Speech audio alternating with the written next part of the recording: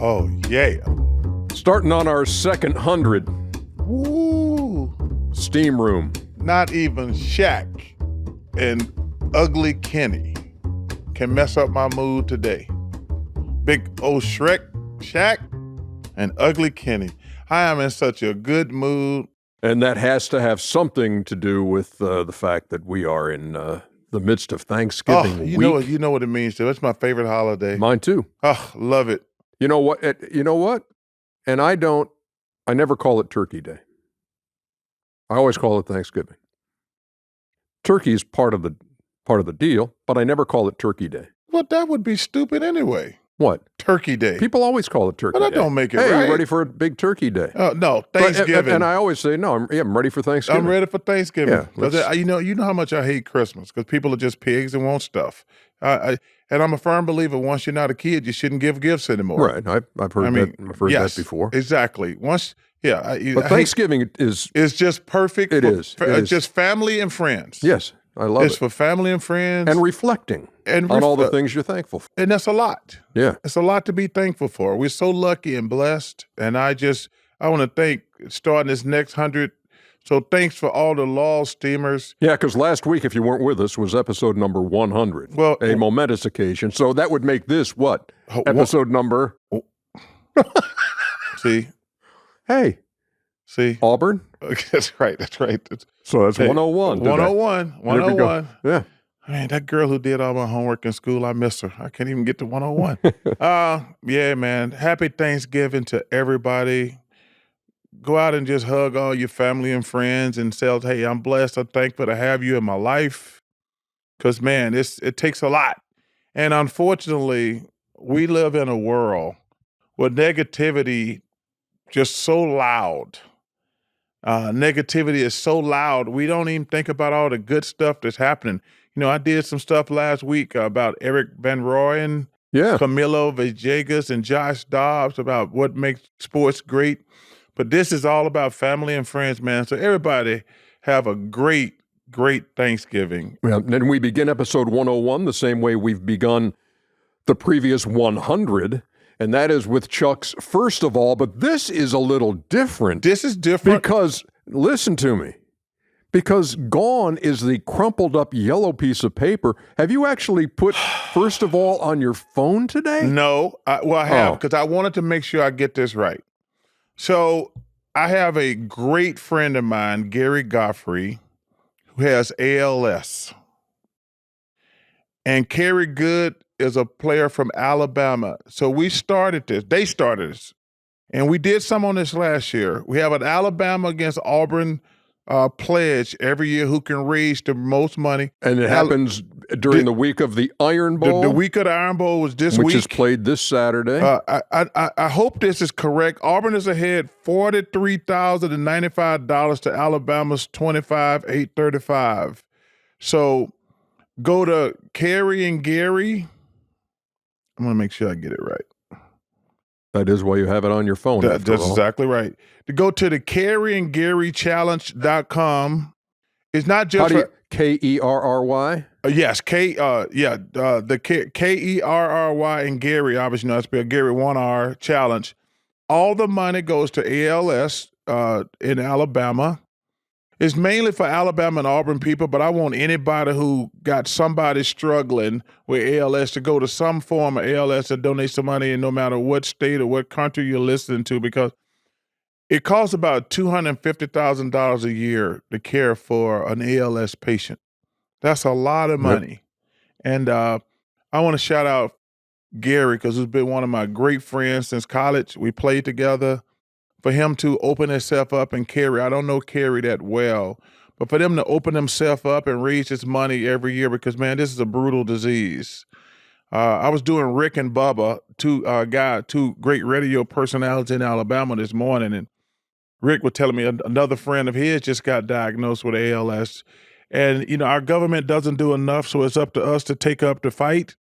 So go to KerryandGaryChallenge.com. If you're an Alabama and Auburn fan, all the money, Gary and Kerry wanted me to tell you, they don't get a dime. This is for other people. Yeah, and just to clarify, it is the Carrie and Gary Challenge. So don't forget the THE at the yes, beginning. and if you're an Auburn fan, let your heart out. If you're an Alabama fan, let your heart out. I mean, it's a small heart, but I knew there had to be a shot in there somewhere. Hey, listen, Nick Saban's the greatest coach ever. Alabama University is a great college. University of Alabama? It's Alabama University.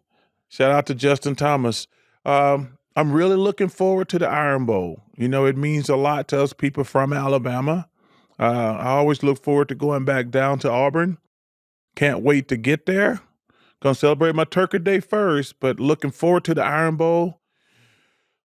Gonna be tough to get my spirits up after that ass kicking last week. That was brutal. Did you just call it Turkey Day? Turkey Day. You're right. Thanksgiving. Yeah. So yeah, last week was a rough one for me, Ernest. Yeah. What else is on your mind here? That's it. Hey, that's No, I wanted to put all the emphasis on the Carrie and Gary challenge. What are you thankful for, Chuckster? Man, my health. I'm starting to feel like a human being again since I lost. And you're looking outstanding. Thank you, brother. But just, man, the journey I've been on through this crazy, amazing life, my family and friends have always been there for me. You know, obviously little Henry and little Charlie is the most important thing I got going right now, my new grandbabies. It's going to be cool spending my first real Thanksgiving with them. Yeah. Yeah, you know, it's going to be because, you know, Charlie wasn't here last time.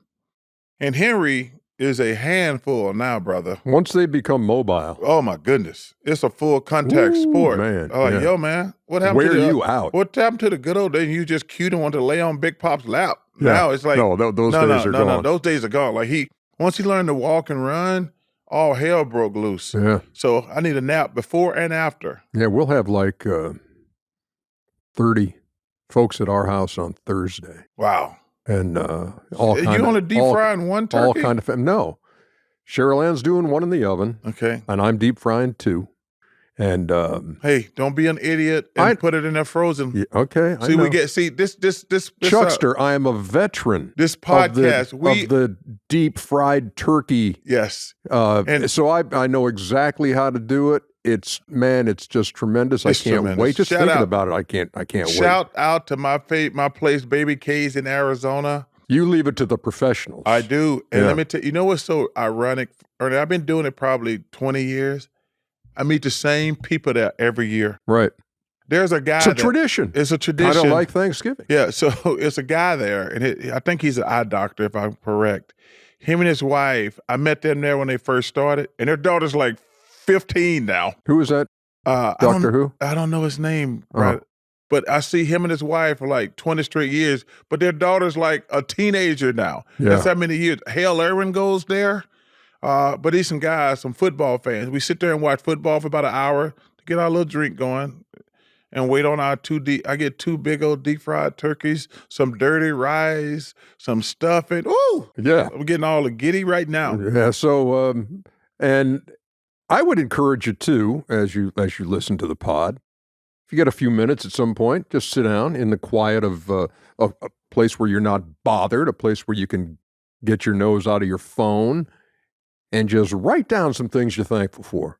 I would encourage you just pick up the phone. I would encourage you to do that. But listen, on this part, you'd be amazed at how long you will be sitting there when you start listing the things you are thankful for. Because it doesn't all have to be, oh yeah, this happened. It's like even the little things that happen during the day, you can be thankful for. So just kind of make a list and just realize how blessed you are. Even when we're going through some stuff, there are a lot of blessings out there. So let's use this week. I got this. You got this phone again. I do, because I got this. No, I got this from Hugh Freeze the other day. Coach Freeze at Auburn. Mm-hmm.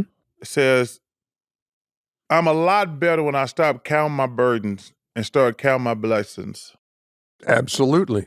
I got this from Coach Freeze the other day. He was just checking in with me. I told him I was coming down, but I'm a lot better when I stop counting my burdens and start counting my blessings. And I was like, man, that's pretty good. Attitude of gratitude. Hey, there you go. That's pretty good. That's right what there. Thanksgiving is all about. That's it. And call it Thanksgiving. That's it. Thanksgiving. We'll be back. More of the Steam Room straight ahead. Oh, we got something We got a special Hall of coming Famer up. joining us. We Yes. got a Hall of Famer. That's all I'm going to say. Hall of Famer joining us. And he's a Swede. That's the end of the hints.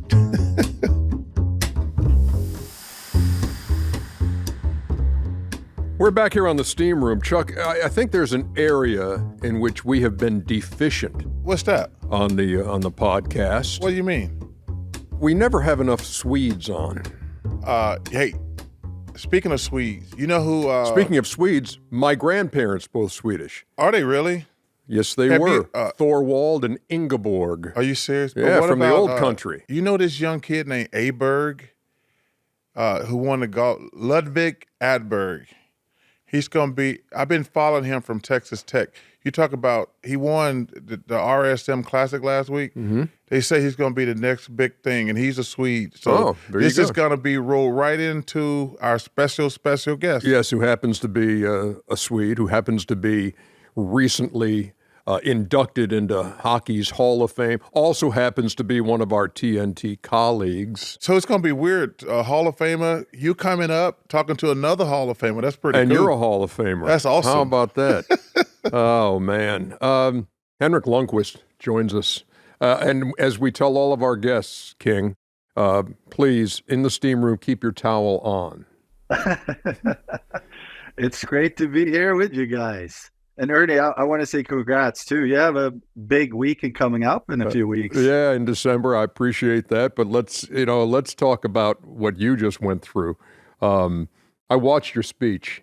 And look, we've all been there before when you're honored or you're at an event and you're speaking and it comes time to talk about your family and to thank your family and to look out and, man, you lock eyes with those family members. That is a moment to try and regain composure. And I saw that it had gripped you a little bit too. You had a flawless speech, but no, there is that moment, isn't there, Henrik, where it's like, this might be a little tough. Absolutely right. You know, talking in front of, I don't know if it was 500-600 people in there, and then you kind of look out and you're on track, you know exactly what you're about to say, but then you come to your family and just what you said, you lock eyes with them. And it just hits you right into your heart, you know, and you there's so many thoughts going through your head in seconds. You know, you're thinking about how much they sacrificed for you, how much they supported you. I was thinking about my parents, my sister, my brother, obviously, my twin brother, Joel, how many hours we spent together growing up, playing the game. But I love those moments. It really makes you feel alive, you know, when you feel so much for people. Indeed. And obviously your family. It doesn't get much better than that. No doubt. You know, obviously I've been blessed to be in that situation. Even though you think you might get in, when you got the call, because I felt like I was going to get in, but when I got the call, I was kind of still in shock. How were you when you got that call? I remember I was in Sweden at the time. I was during the summer. I was running around all day, and I knew if I'm getting in, they're going to call me around 7, 8 p.m. Swedish time. But then I got busy, kind of forgot about it, and then the phone rang. But the weird part was it didn't show up as a Toronto number. It showed up as Spain. So I thought it was a spam call. So I'm like, I'm not going to pick this up. But then I just had this weird feeling because he kept ringing. I'm like, you know what? I'm going to pick it up. And then I just hear the voice like, it's from Toronto. And I mean, it's an incredible feeling. And I have to say, though, people say, how does it feel about going into the weekend? It was great. It was cool, but it was not until Monday night to stand there and meeting so many legends over the weekend. That's when it really hit home for me. And I have to say personally, having my childhood idol, Patrick Raw, present the plaque to me was something I'll never forget because he was a huge inspiration to me growing up. So that got me off my game a little bit as well. Talking to my family, but also having my childhood hero present the plaque was awesome. 21 goalies selected before you in the 2000 draft. How'd you wind up in the Hall of Fame? I I love to compete. I have so much passion for the game. I think that's what helped me the most. Just that drive. And I knew when I was drafted that I had a lot of work to do, but it was also important for me to establish myself in Sweden before I made the move to North America and to play for my country, national team, but also to play for my favorite team back home, which was Frölunda, to win a couple of championships there. And again, establish myself there was very important. And then I made the move to New York back in '05. But I think the drive and passion for the sport really, really helped me. You know, Patrick Ewing is one of my best friends, and he's one of the greatest people I've ever met. He says to me, you can't understand playing in New York. I said, how is playing in New York, you know, because you got friends obviously in other cities, but what's it like to be a star in New York? And your entire career. Yes. At that. To me, it's just incredible because you want to play in a place where people care, where you feel the pressure, where every time you walk into your arena, your home rink, that excitement. I think a lot of people, when they walk into Madison Square Garden, even as a visitor, they feel that excitement. And to get to do that every home game. But then I think a really good part of being an athlete in New York City, you have an ability to kind of move away from it a little bit. It's a city where so many things are going on, right? So you can kind of hide a little bit and live a somewhat normal life, but at the same time, it's a high pressured environment, which I loved. And that's definitely something that I missed a little bit, you know, being away from the game now. That pressure you felt every time walking into a game. So I got to ask you this question because I'm a layman and I've been following this story. A story actually broke last week in the middle of our podcast about the hockey player getting arrested. And I'm not asking you to cast aspersions or make a judgment. Is that a dirty play? And before you answer, just so folks know what we're talking about, this is the death of Adam Johnson. Yes. And they arrested the player about 3 weeks later. Yeah. Yeah. So that's and it happened on the ice in the middle of play, and a skate blade cut him. Yeah, Charles. I'm going to be honest with you. I have not watched the hit. Obviously, I've been reading about it, but it made me just feel very uncomfortable. Even try to watch that. So I would be the wrong guy to answer that. Obviously, it's so unfortunate. It really is, and hopefully, I mean, to me, I played my entire career with a neck guard. I don't think I ever stepped on the ice for a practice or a game without a neck guard. So hopefully there will be a discussion about that now, that maybe you put more pressure on players to wear one because you are exposed and it's a fast game. Do you think it should be mandatory? I think so. Why not? Yeah, I know, as an athlete, you get very used to how everything feels from your body to your equipment. It's all about getting used to certain things. And the neck guard, yeah, you get a little hotter, I think. But if you use the neck guard for a week, I don't think players will think twice about it. You just get used to that feeling of wearing it. But for me, it was never a question of not wearing it. Yeah, I'm old enough, Chuckster, and have been a hockey fan for a long time, back when the Atlanta Flames were playing in the 70s. Mm-hmm. And helmets were not required. I mean, you had a lot of guys just with flowing locks going, up and down the ice. And then it wasn't, and then those became required, except if you were already in the league, then you didn't have to. But anybody coming into the league then had to wear it. So Henrik, I'm thinking it's basically the same kind of a deal here, because there were folks then who were like, wearing a helmet, I don't want to wear a helmet. But I think safety-wise, this is what you have to do, don't you? Yeah, exactly. I mean, the game over time changes. It's faster, it's more physical, and things happen where players can't really control the outcome at times. And so the equipment is obviously important. and what you wear and how you wear it, and the technology has improved so much. I mean, I think back of I started playing hockey in the late '80s, and the gear I was wearing the late '80s compared to the gear I was Right. wearing, towards the end of my career, it was like night and day. I mean, basketball, I don't know how much the basketball have changed or the shoes the guys are wearing. Oh, yeah. But when you look at hockey and the development of the equipment and the technology, even the sticks now, how hard they shoot the puck and everything, it's just, it's incredible. But with that comes adjustments as well. Who's the best player you ever played with? And secondly, who's the best player you ever played against? My first year in New York City, I was a rookie, 23. I joined the Rangers, and we had Jaromir Jagr on the team. He won the scoring title in the league that year. He was a legend already. It was very cool to come here my first year in the league and get that opportunity up close and watch him, how he practiced, how he approached the game. So he's probably one of the best players I ever played with. Against, that's a tough one.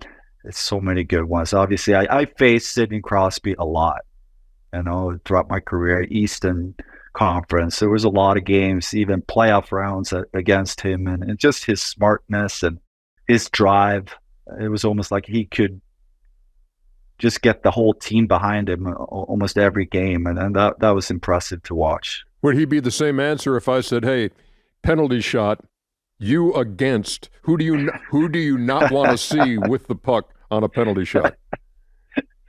I mean, I would hope that he would say me. I don't think he would say me. But who knows?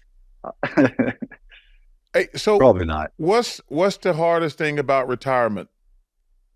Well, for me, I was kind of forced into retirement. I had to go in for open heart surgery, and I tried to come back. I had inflammation around the heart, and that led me to retiring. So I didn't have a choice. And maybe that was a blessing, because it was just, okay, I need to move on.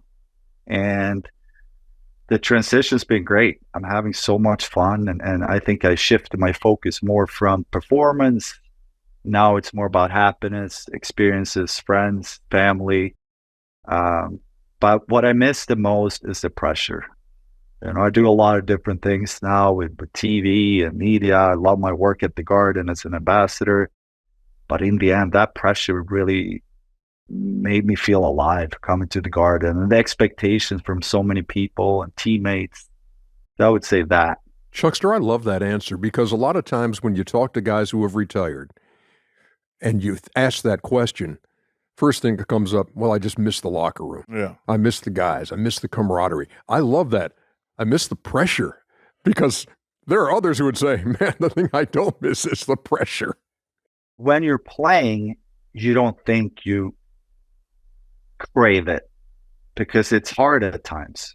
You're at times there's so much to deal with, that anxiety or the pressure that you feel. But then when you retire, at least for me, I realized I craved it. It's a roller coaster for sure, the highs and lows because of that. But it was definitely something that I enjoyed, especially when you pull it off in a big game and an important game at home, and it's just amazing feeling.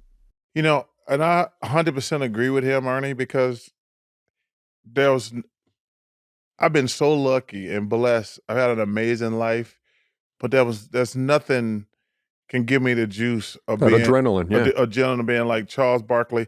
Everybody in the building, like, they're gonna get that ball to Barkley, and like he said, there's highs and lows because you fail a lot.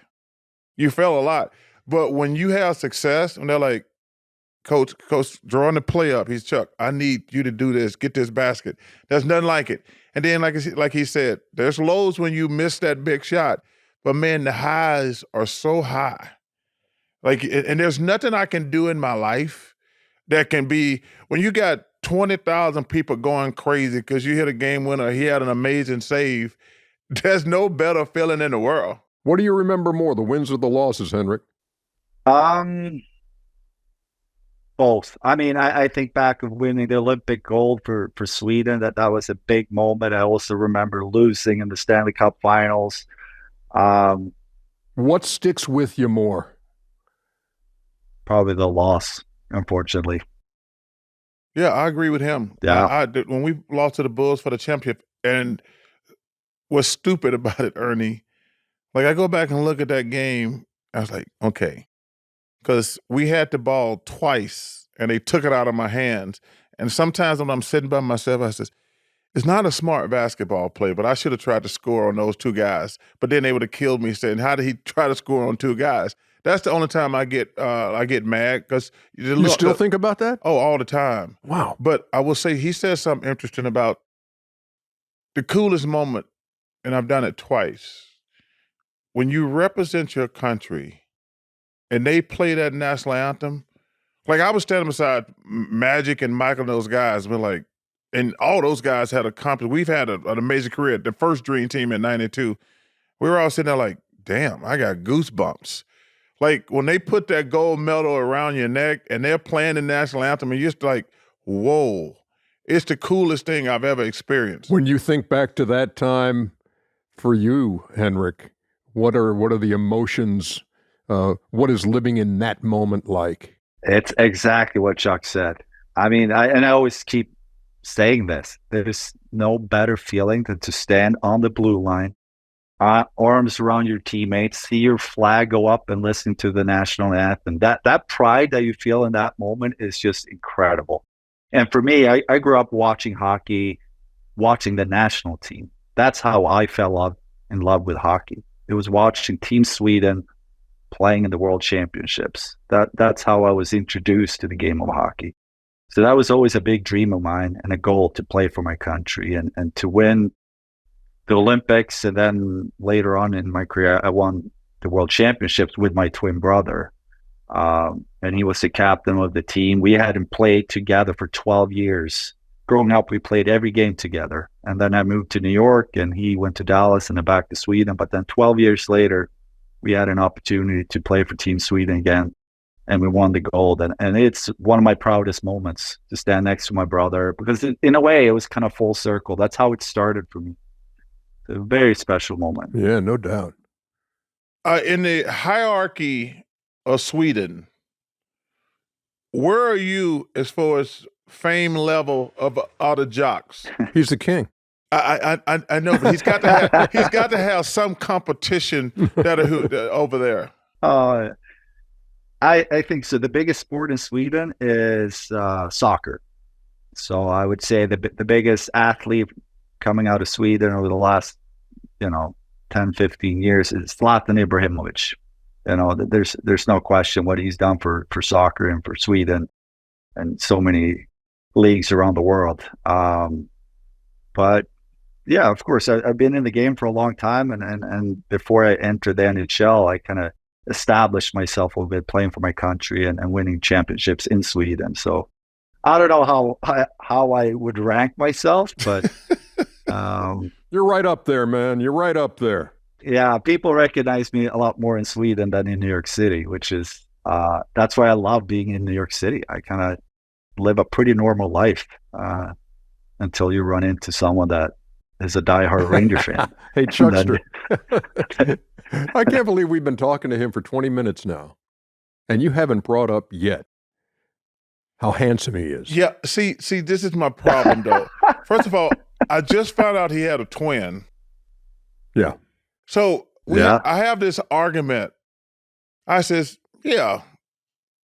Well, so first of all, let me ask you this. Where are you going with this? No, because he's been 3 different names. Because when he's around here with us, you call him King, Henrik, and everybody else call him Hank. What do you like to be called? Or do you care? I don't really care. I mean, I have a lot of nicknames because then I have a few other ones when I go back to Sweden. Like so what? I'm used to being called different names. King, to me, always made me feel a little uncomfortable. It's a nickname you can never really live up to. It will always rub people the wrong way. It was a funny story. My rookie year in New York, and Larry Brooks at the New York Post wrote it early, and I think it was just a month into my career. And obviously Henrik is an old royal name, and that's how it came about. I thought for sure it was gonna go away, but it didn't. So, No. yeah. But again, a lot of nicknames. Hank is probably what people use the most around here in the States. So I have this argument with Michelle and the ladies around here because they talk about how handsome you are. And I said, yeah, he's a good looking dude, but he's no, and I said, but he's no Tom Brady. Because I told you, I says, Tom Brady's a good looking man. Okay. That, and I said, Hank is hey, he's good looking, but I will say this. You be dressing your ass off. I got to give you credit there. You be dressed, as they say in the hood, dressed to the nines. I mean, you be looking good. So, but I just like giving you a hard time, man. I remember our last conversation. This was during the finals, and yeah, you brought that up, and what I said to you at the time, it's always hard to compete against Brady, right? I think that's something you want to stay away from. So, I'll agree with you on that one.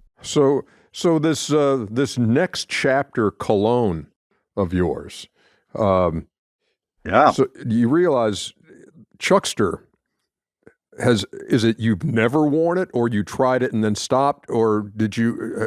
You're not a cologne guy, right? I have not. I've tried cologne probably 5 times in my life. Okay, I mean it is legal. I mean you're talking about things. You're like I've tried cologne like 5 times. I mean, but come like, on. I wouldn't want to go through the hassle doing that all the time. Oh, it really is tough duty to spray. Well, have you seen me put on cologne? No, because you've only done it 5 times in your life, and I was not there to watch those. So the way I tried it, I have tried it, but it just didn't do anything for me. Okay. How do you convince Charles to be a cologne guy, Henrik? All right. So step 1, I'm going to bring a next chapter fragrance to Atlanta next time I come in. I'll leave it in your locker. Okay. And, that's step 1. Bring 2, man. Hey, Hank, you know, I'll bring 2. You know, we work for morons down here at Turner. So just go in my locker. We all got the same code. So just, hey, first of all right, I'll do that. I love the laugh. I says, what's the code? And Kenny says, that's my code. And Shaq said, that's my code. These geniuses down here at TNT. So just go in my locker and leave some next chapter in there next time you're in the studio. I will. Well, Chuck, this is a niche fragrance. So it's kind of like wine, when you go into niche, it's higher quality, it's higher percentage of the oil, and it kind of develops on your skin. I think that's a great first step for you. Okay, I'm going to try. I promise you. How would you describe the scent, Henrik? Well, I think so. There's 2, volume 1, volume 2. I would say that volume 1 is a little lighter. The volume 2 is a little thicker, a little rich. To me, it's more night. But again, I always tell people, fragrance to me is like music. What I think might be the opposite what you think. Yeah. Are you wearing cologne right now, Henrik? I am. Chapter 1 or chapter 2? Yeah, I wear it every day. You wear cologne every day? Chapter 1 or chapter 2 you got on right now? Right now, volume 1. Volume 1. Next chapter is volume 1. And tonight I'm going out for drinks, so I'll probably put the volume 2 on tonight. Oh, I like it. I like it. Strategy here. Strategy.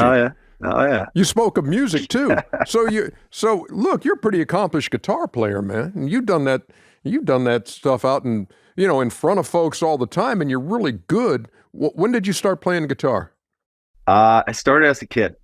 So I have a twin brother, older sister. We were jamming at home as kids. My sister, great drummer. My brother played the bass. I played the guitar. So we had a lot of fun growing up. But then I stopped, but the guitar was always there. And it was definitely something throughout my career. We talked earlier about getting away from the game a little bit. Music was definitely one of those things where I could sit with the guitar for hours and not think about the game, not think about what happened last night or what is about to happen tomorrow. So it was an escape a little bit. But I love it. What kind of music were you playing back then? And who were you following musically back then? Well, mostly rock and roll.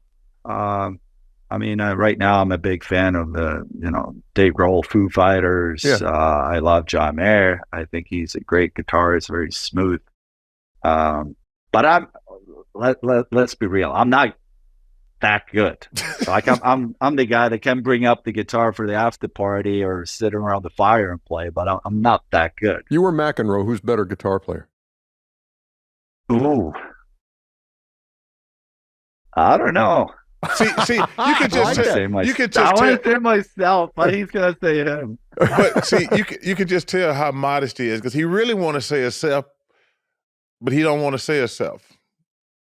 Well, funny story. We were having a gig. This is a few years ago, and I asked Johnny Mac to join us it was a charity event, and it had the set list, and we'd only have one time to rehearse. And he comes in and it's like, "This is great, but can we add this, and that?" He loved the earlier rock and roll, the 60s, 70s rock and roll. So he wanted to change the entire set list. It was a struggle to get us prepared for the show, but we got it done. He's one of my favorite people. I don't get a chance to see him, awesome. But he's just awesome. What sports are you a fan of? What do you watch? Tennis.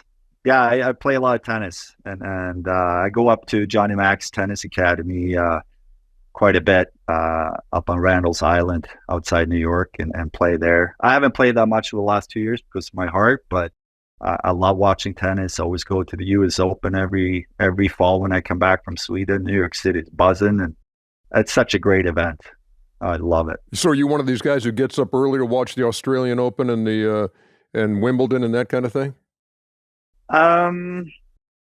Australian, not so much. I think it's my loyalty to New York City. Maybe I just love the US Open to go vibe. out there, but also to watch it. The vibe is just incredible. You know, you talk a lot about Sweden. What does Sweden mean to you when you go home? Well, it's my roots. I feel like a New Yorker now, but Sweden is extremely important to me and my family, and my wife is from Sweden as well. So our schedule's been the same for the past 18 years. We stay in New York City from August till early June, and then June, July, and mid-August or late August, we're in Sweden, reconnecting with friends, family. It's important for our kids to see the culture, so it's a must. It happens every summer, and I will always go back. I'm not sure if I'm moving back, but I will always go back. You eat a lot of herring? Because growing up, Henrik, I was eating herring as a kid, and I thought it was because my dad's parents came from Sweden, and I guess maybe that's why I'm eating this. Is that where it is? Is that a big popular thing in Sweden? Yeah, especially fish. I mean, herring, yes. What part of Sweden were they from? I wish I could tell you exactly. I don't recall okay. exactly where they were from. First of all, we didn't even know that. We didn't even know there was more than one part. Just for the record.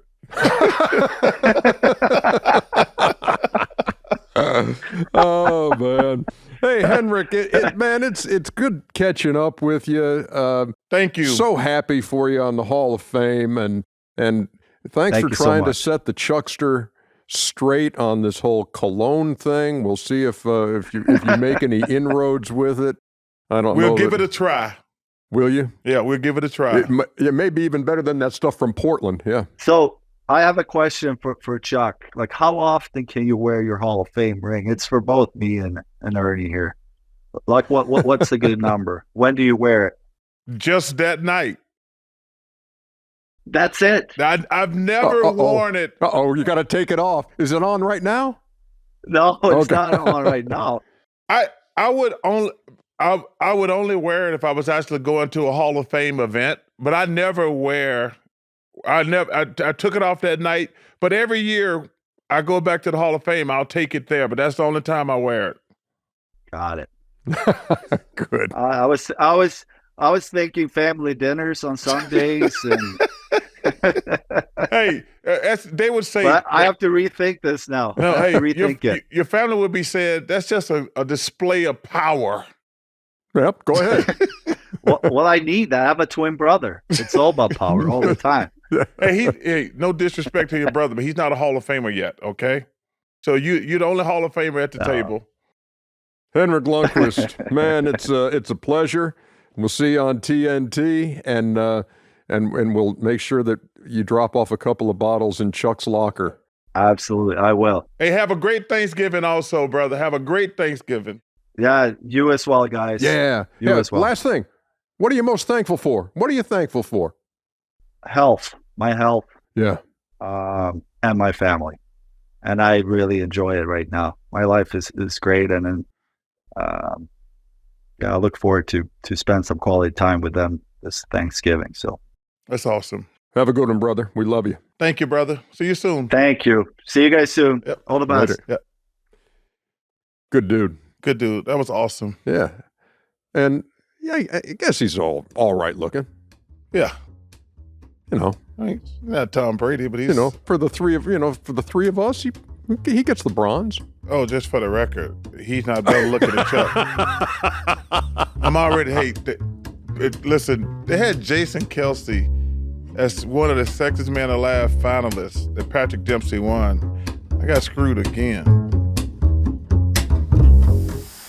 Chuck and Ernie in the steam room. Come and join us in the steam room. Chuck and Ernie in the steam room. Leave your towel on in the steam room. Chuck and Ernie in the steam room. Chuck and Ernie in the steam room. Leave your towel on in the steam room.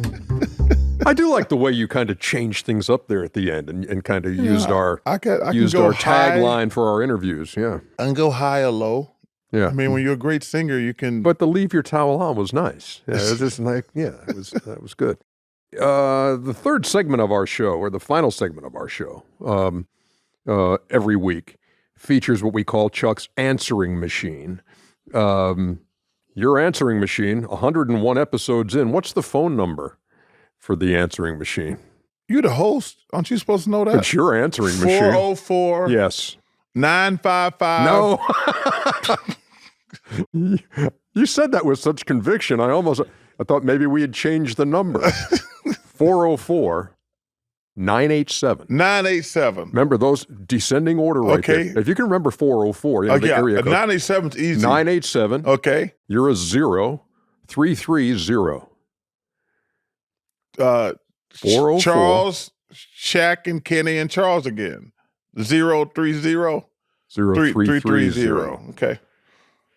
So the number is 404-987-0330. You have gotten it correct. That's Yes. awesome. And Did when you call me a zero?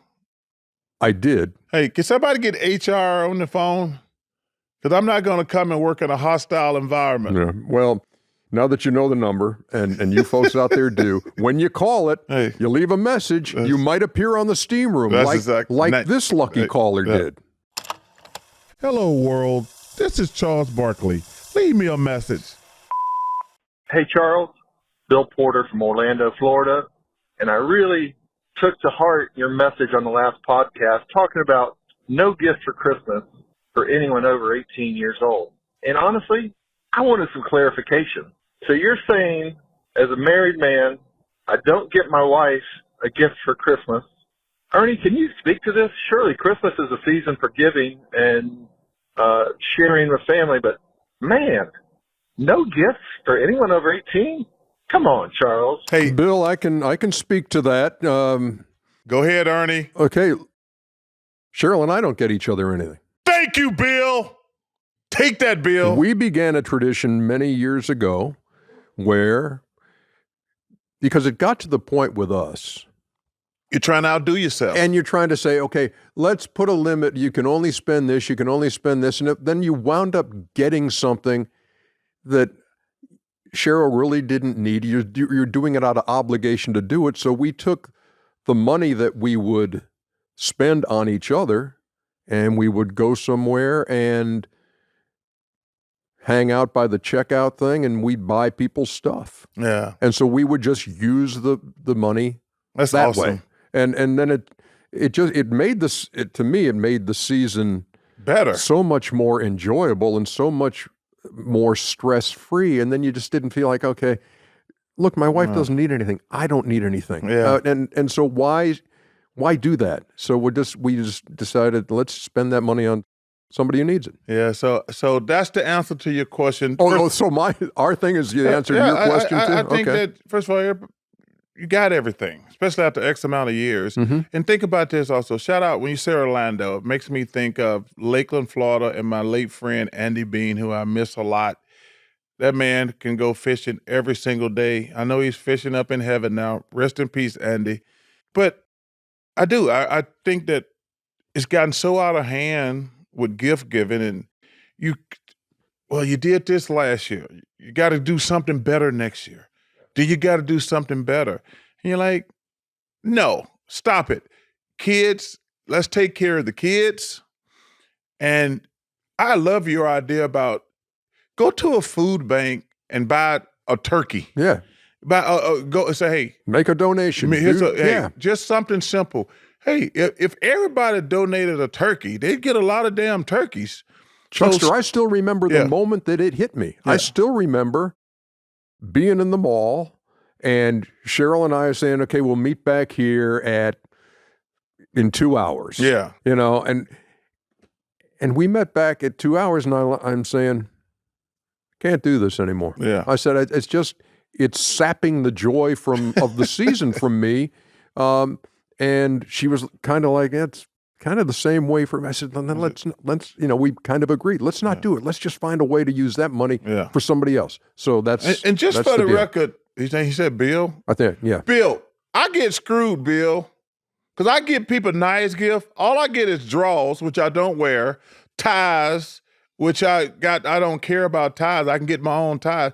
See, I don't get good gifts. It's hard to get big people stuff. Why are you looking at the screen when you're giving Bill the answer? You can look at me, or you can look around at the crew. Yeah, you expect Bill to show up in the screen. Actually, that's why I did that, actually. Yeah. But yeah, Bill, I'm tired of getting drawers and stuff like that and ties. I get people great gifts. So that's the reason I want to stop giving gifts. I don't want to give, because I just get the drawers away. But they've got to be under 18. Yeah, under 18. Nobody gets over. Once you're over 18, you're considered an adult, right? No more gifts. Kids. Kids are for Christmas. All right. That was a long first call, but I can't wait for the second one. But what do you think is the worst thing that a person can put on their bio on a dating app? Please tell us, Sir Charles. The worst thing that somebody can put on their bio on their dating. Do you have experience in this? So, one of my great friends, my second mom, is a lady named Diana Calabrese, and she has a daughter named Denise. And first of all, on these dating apps, none of these people look like they're supposed to look. They put up pictures when they're from like 10, 15 years ago. So that's the first issue. So always that should be a rule. You have to have a picture that's within 3 months. Okay. You can't show a picture when you were hot in high school or college and you're 42 or 36 or something like that. The picture has to be within a 3-month window. Okay, stop putting boring stuff on there. What qualifies as boring? I like movies. I like to shop. Things sometimes those are essential. No, that's not. I mean, that's just the basics. Look, a dude. How about if you said, I've never seen a movie. I hate movies. I don't want to go to the movie. You figure that out. But if you put that, you can come up with something more exciting. Then you like movies and long walks on the beach. I like to hike. Hiking is not. I mean, some people don't like to hike. Well, I'm saying stuff. We're talking about stuff you put on your bio. I know. Yeah. So I mean, sometimes it could probably be beneficial. Work out. I like to work out. If you're a guy who likes to take 30-mile hikes, if you look on there and say, oh, she likes to hike. Yeah. Well, I'm just saying, just put up-to-date pictures. That's the most important thing on there. Okay. Don't put a picture when you used to be hot and you're not anymore. Okay. That's one of my. How about including like a puppy in the picture? Well, I actually think that could be beneficial because some people don't like pets, and they'll know not to. Or aren't you kind of using the dog just like, hey, oh look, hey, look Ernie, at that adorable nobody saw a puppy. hot chick and say, "Hey, what about the dog?" Men never said, "Man, that chick is hot." Same, she's got a dog in the picture. Or nobody ever said, "Look at that ugly girl with that cute dog in the picture." Those are words that have never been said on a dating app, I don't think. From your experience on dating apps. I'm just saying, if I saw a hot chick, I wouldn't say, "Oh, it's a shame she got a dog in that picture." And like I say, reverse. If I saw an ugly chick, I wouldn't say, "Oh, but that's a cute dog. Let me click her." Yeah, I know. From the snickering, you know what that means? Next call. Hey, this is Tim calling from Marietta, Georgia. I've been a loyal steamer since first episode, and my question is for Chuck. I know you're going through a country music phase right now, but I also know that you're in Vegas once in a while, and I wondered if you had a chance to go to the Sphere, and if you have, just wondered what you thought about it. Thanks so much. Have a good day. Bye. Great question. Man, when we were out there doing that match, that Spirit thing looked incredible. Yeah, because looks even better now. Yeah, but because we were there during the day, and we saw a little bit at night. But the Spirit looks incredible. I know U2 is there right now. Mm-hmm. I've had a couple of friends who actually have went to see U2. I saw U2 with one of my great friends, Mark Cahill from college. We went to see U2 in the 80s, in the late 80s in Philly. They were incredible. And so I'm gonna go. Actually, in fairness, I must go try to see him. Because we're going to Vegas in a couple of weeks, right? Yes, and because you are such a big country music guy, see, maybe you can pull some strings and make this happen for us, you and me, and whoever else wants to go. You know who's got a show that Wednesday night in Vegas before we work on Thursday? Who? Garth Brooks. Oh man, he's on my bucket list. I think he's got a residency out there. So in fact, they did a feature on him the other day because he's got some place he's opening in Nashville. Yeah. And they said, yeah, his Vegas residency. And I just looked, and the Wednesday night before we work on that Thursday at the in-season tournament semifinals. You want tickets? I'll get it done. If you go, if you want to go. I got the. So my question is, I think I might be in New York doing a new show with Gail. On the Wednesday before the Thursday of the yeah. Year? Oh, because man. I think because the new show starts next week. Yeah. So I think I got to work 2 days a week now, and I'm not happy about it. No, you're not. I'm not happy about it. So, I think it'd be a great show to see. But Garth Brooks is somebody on my bucket list. Yeah. Because everybody tell me he's a great guy. Obviously, I like his music, but people tell me because he should always be in Arizona doing spring training with baseball teams. Yeah. So I've always wanted to meet him. And let me tell you something. If I don't have a show with Gail that Wednesday, we're going to see Garth Brooks in Vegas. Yeah, well, good. And if you do have to do the thing, maybe you say, hey, if you got a few tickets laying around, I bet we could find 3 or 4 folks who would like to go see. Let me tell you something. My guy Bill Munson out in Vegas, as much money as he's stolen from me all these years for my gambling, he better get me some tickets to Garth Brooks. Shout out Bill Munson. Thank you, As Bill. much money as you won from me, you better give me some damn tickets to Garth Brooks. Yeah, that's a real nice way to ask. Next call. What's up, fellas? This is Teddy, longtime loyal steamer, calling from Chicago, Illinois. EJ, Elevator Ernie, this is for you. I wanted to know, we've got all these segments, first of all, Charles Answer Machine, so on and so forth. You could even add a Let Me Tell You segment, Like I Say. Chuck loves to go with I'm Not Gonna Lie.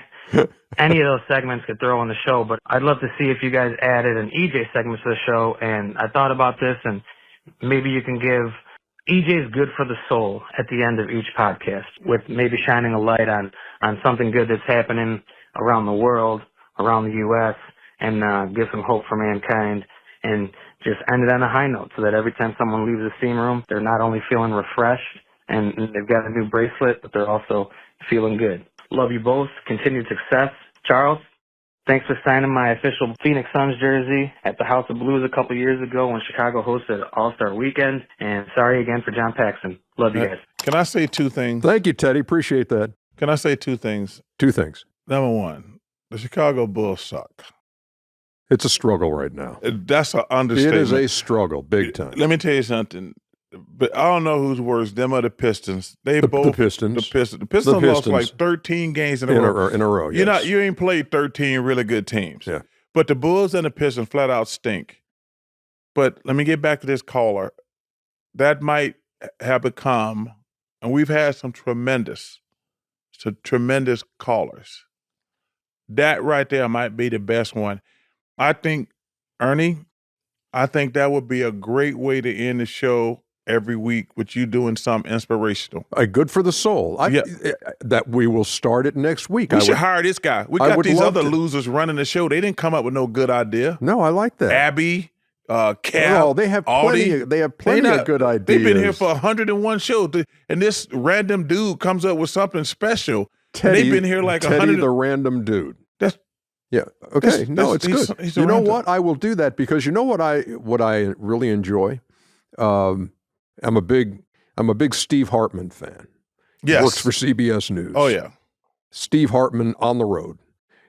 That's every good. Friday. That's how they end the CBS Evening News is Steve Hartman on the road, and every one of those stories just spotlights a great That's awesome, story that's out there that's positive, that kind of makes you feel good, that kind of restores your faith in humanity. Why don't we hire this guy and get rid of one of them other losers who didn't come up with that idea? That's not a good idea. Because good ideas come from all over the place. They don't. Well, all they didn't have come to from our be- people. Well, good ideas themselves come from all over the place. I'm just saying they didn't come up with them. I know. So the guy who so came they up, don't have to come up with every idea. that's their job to come up to make the podcast better. Yeah. Well, Teddy made it better this time. Okay. That's why we're gonna hire him. I can't wait. I'm gonna come up with something. I will That was prepare awesome. a good for the soul. That'd for be a next great week way to end. as a way to end the show. That'd be a great way to end. Love that idea. Yeah, see Very that? good. Come on, guy. I'm Very gonna hire good. you in some capacity. We look forward to Thanksgiving. Hey, happy Thanksgiving to everybody out there. Hug your family and friends and have a great one. Ditto. Amen. Well said. See you next week.